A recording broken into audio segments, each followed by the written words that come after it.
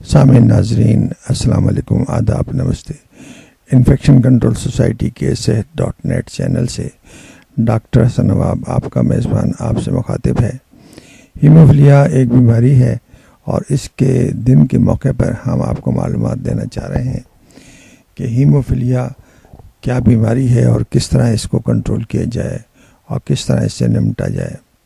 جیسا کہ ہم نے پہلے مضمون میں بتایا کہ ہر 10,000 میں سے 10,000 میں سے ایک بچہ اس بیماری کا شکار ہو سکتا ہے۔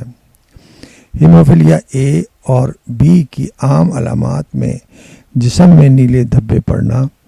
چوٹ لگنے کی صورت میں دیر تک خون بہنا، پٹھوں یعنی کہ مسلس اور جوڑوں جوائنٹس کے اندر خون کا رساؤ، جوڑوں کا مترم ہو جانا یعنی سوج جانا، کسی بھی قسم کی سرجری یا دانت نکلوانے کے بعد خون کا رساؤ،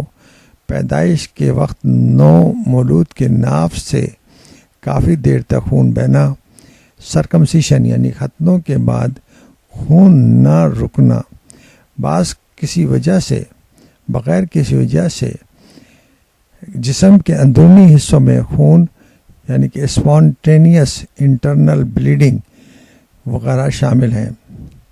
واضح ہے کہ اس مرض میں ہیموفیلک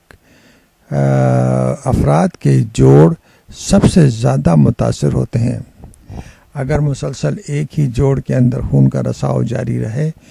نہ صرف جوڑ سوج جاتا ہے بلکہ چلنے پھرنے میں بھی سخت تکلیف ہوتی ہے۔ بعض اوقات یہ علامت معذوری کا سبب بھی بن جاتی ہے اور عموماً گھٹنے کا جوڑ سب سے زیادہ متاثر ہوتا ہے۔ جوڑوں کی بیماری کا یہ جو عنصر ہے وہ اسی لیے سب سے زیادہ نمایاں ہوتا ہے کہ بچے